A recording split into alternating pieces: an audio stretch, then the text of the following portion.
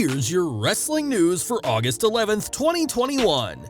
And your headlines for today include tensions reportedly running high at WWE NXT taping, unexpected decision by WWE regarding Adam Cole's future, real reason WWE gave Baron Corbin his current gimmick is revealed, CM Punk showed no ring rust during recent pro wrestling training, Matt Riddle had interesting interaction with Goldberg backstage at Raw, Bray Wyatt noticed the "We Want Wyatt" chants during WWE Raw, Alberto Del Rio teases something big following excellent meeting with a great company, Ember angry and gutted about getting pulled from WWE NXT, John Cena gets Randy Orton and Matt Riddle to hug it out, Parker Boudreaux makes an appearance during NXT, WWE called a political insane asylum by former superstar, Bianca Belair opens up about WWE repackaging NXT, and more. We are kicking off today with NXT, which aired last night from the Capitol Wrestling Center as the road to TakeOver 36 continues. On the show, Adam Cole and Kyle O'Reilly came face-to-face, while NXT UK champion Walter made a surprise appearance, but things were arguably more interesting behind the camera. Shortly before the show, WrestleVotes reported that tensions were running high backstage, no doubt thanks to the 13 releases last week. WrestleVotes didn't specify who exactly was angry at whom backstage, but it's believed that the Gold brand's new creative direction, which will see NXT once again being a developmental ground for the main roster, has stirred some feathers. These changes, orchestrated by Vince McMahon, are expected to be coming very soon, as the company wants to look for young future main eventers rather than signing established veterans, and that's led to some major tension during this week's show. In July, Adam Cole's WWE contract expired, but the NXT superstar agreed to a short-term extension that will allow him to perform until TakeOver 36 on August 22nd. Recently, Cole had a high-power meeting before SmackDown with Vince McMahon, which reportedly went well, and WWE is confident he'll re-sign, even instructing writers to think of storylines for his main roster call-up.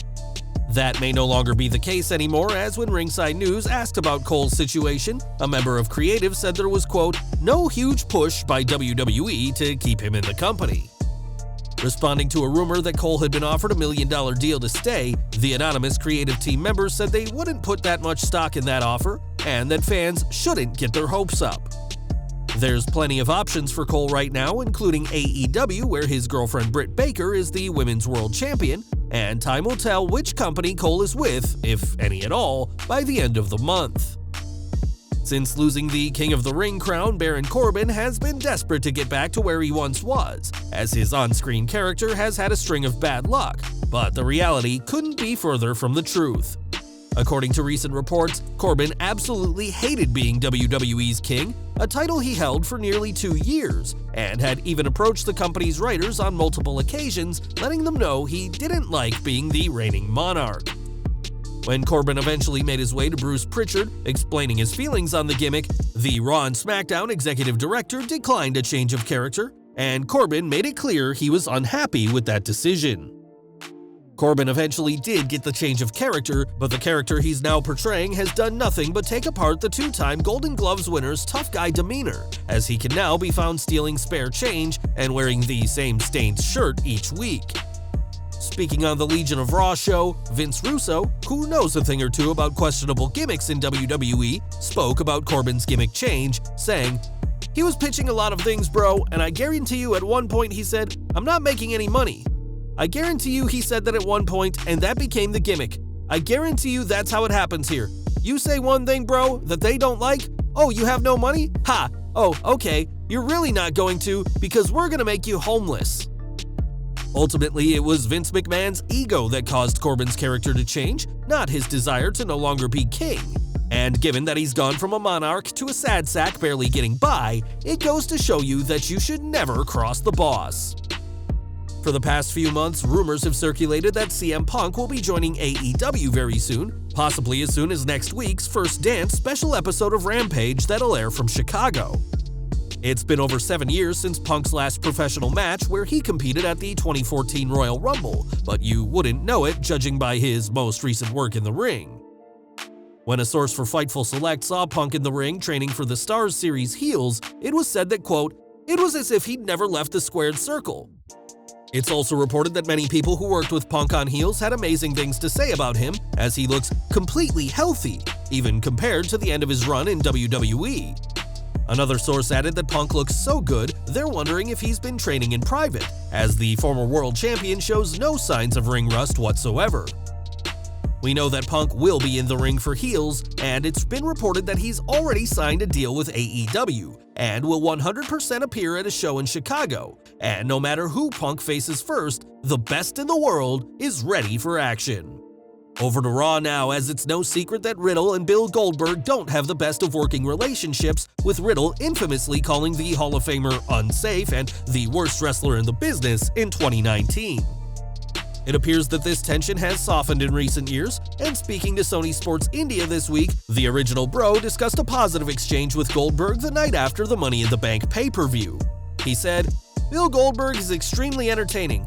I can't take anything away from that, but I'll tell you this, I saw Bill the other day before he challenged Bobby Lashley, and he was walking to the gorilla position, and I was standing there, and I was with Damian Priest at the time, and he says hi to everybody, and then Goldberg comes up to me and gives me a look.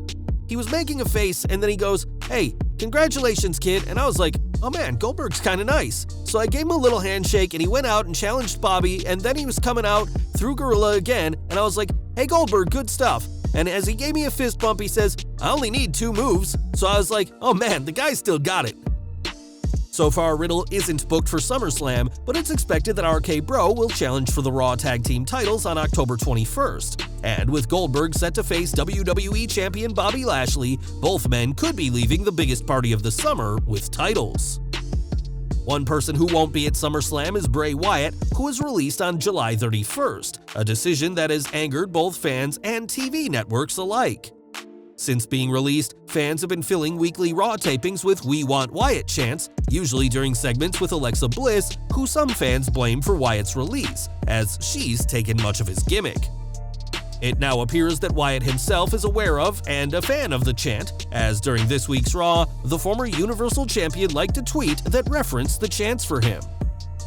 It's always worth remembering that Bliss herself had no say on the decision for her to betray Wyatt at WrestleMania, nor the decision to release him in July, but we expect that these chants, like Bray himself, are far from finished in the wrestling world. From one former WWE champion to another, as Alberto Del Rio left Vince McMahon's company in 2016 and has had an interesting time in the years since. From main eventing in Impact Wrestling to being the subject of an assault case, Del Rio has always been around, and now the former world champion has something special planned. In a tweet translated from Spanish, Del Rio spoke about an excellent meeting with a great company and said that something big is coming in the near future for him. Del Rio didn't say which company he'd been speaking to, but we do know that he's been pining for a return to WWE, saying in June that he's sorry for his mistakes, open for a comeback, and possible Hall of Fame induction. That may be easier said than done, as Del Rio had some especially harsh words for WWE and especially Triple H, but we'll have to see what huge plans await the former superstar and where he'll go next. Back to NXT, as last night's show was meant to see Ember Moon take on Sarray, but that match never took place. Shortly before the show, WWE announced that Sarray would be facing Dakota Kai instead, and that Moon hadn't been medically cleared to compete. In unquestionably the match of the night, Kai got the win over Sarray, building momentum to her NXT Women's title match at TakeOver 36 against Raquel Gonzalez on August 22nd. We don't know what caused Moon to be medically uncleared to compete, but we do know that the She-Nom wasn't happy to be taken out of last night's match. On Twitter, the former NXT Women's Champion said she was angry and gutted about her medical status and called the decision to pull her from the match another pothole in the road. Moon has had a difficult month as she hasn't competed since July 13th, and after spending much of 2020 on the shelf with an ankle injury, this is the last thing she needs. Hopefully, Moon can get over whatever is keeping her from the ring and get back to action very soon, but for now, she won't be wrestling, and that's left her very angry. Back to Raw, as this week's show ended with Randy Orton RKOing Riddle, a sad moment for fans who were hoping for an RK Bro reunion. Although the show went off the air with this RKO, the fans in Orlando got a special treat, as after the cameras stopped rolling, John Cena appeared in the Amway Center. Speaking to Orton and Riddle, Cena tried to get the two to make amends, and eventually the three men came together for a group hug in quite a moment for the Orlando crowd. Cena and Orton have a long and storied history in the ring, having competed at SummerSlam in both 2007 and 2009, but this week it was John who got Orton to show his softer side after this week's Raw. More from NXT as last night's show saw a contract signing between Adam Cole and Kyle O'Reilly to make their TakeOver 36 match official, but there was someone else of note in the ring. Eagle-eyed fans were able to spot Parker Boudreaux, who many have called a Brock Lesnar lookalike during the segment, as he played the role of a security guard in his televised NXT debut. In the past, many wrestlers have started their on-screen careers in smaller roles, with both Sheamus and Wade Barrett once being security, and Tommaso Ciampa playing the attorney of Muhammad Hassan in 2005. Cal Bloom, Bronson Rex Steiner, and Julius and Brutus Creed rounded out the security team, who pulled apart Cole and O'Reilly, and it'll be interesting to see how Parker's career as a wrestler goes after this week's TV debut. If the past year of mass releases have shown us anything, it's that WWE is a complicated workplace, as plenty of former employees can attest. In 2016, Carl Anderson and Doc Gallows came to WWE after tremendous success in New Japan, debuting on the April 11th Raw by attacking the Usos, and did the same to Roman Reigns the next week. Speaking on Talkin' Shop, Anderson discussed these early days in WWE and had some harsh words for the company. We debuted in the Staples Center. The very next week was England Raw. We were going to attack Roman Reigns that night. He was the WWE champion at that time. Me and Gallows do whatever we're told. That's just the way we came up. I didn't realize WWE was a completely political insane asylum where you weasel around and try to get different things done, which really confused me at first. Then I figured it out and was like, wow, this place is fucked. I just asked, hey, does Vince want us to wear the same exact clothes we wore last week, or does he want us to wear different clothes? Why would we wear the same exact clothes this week? Are we broke? Are we poor? Do we just bring the same clothes? Encouraged to go and speak to Vince McMahon, Anderson explained the situation, and McMahon quickly explained that it was Anderson would wear gray, while Gallows would wear black. McMahon ended the short meeting by thanking them for the impact they made upon debuting, though Anderson had the feeling that he and Gallows had missed an opportunity to just talk with the boss and bond with him, saying that it felt like Vince was expecting a complaint by the two. Both Gallows and Anderson were let go by WWE in April 2020 and have since become regulars on Impact and AEW, but this interaction with WWE's chairman continues to have an effect on Carl Anderson. And we're ending today with NXT, which is undergoing a transformation at the hands of Vince McMahon. According to reports, McMahon wants the Gold brand to once again be a developmental ground and focus on younger, taller stars rather than signing smaller veterans of wrestling. One person who knows the NXT system well is Bianca Belair, and speaking to Vibe and Wrestling, the EST remained hopeful for the Gold brand's future. As far as repackaging NXT, I know no matter what happens, NXT and WWE in general is so good at adapting and just being successful at anything that they do. Look at the Thunderdome and how they adapted at what was happening in the world, making the Thunderdome and virtual fans being able to adapt no matter what to be successful, and that's what's amazing about this company. Anybody that steps foot in this company, no matter what, can go off and be successful inside and outside. Bianca enjoyed a 4-year run in NXT before her call-up to the main roster in 2020, and the Gold brand helped to jumpstart what would be an incredible career already for the SmackDown Women's Champion. Well guys, that's our news for today. Please share your comments below. Also hit the like button, subscribe to our channel, and hit the bell icon to receive all notifications. And as always, thanks for watching.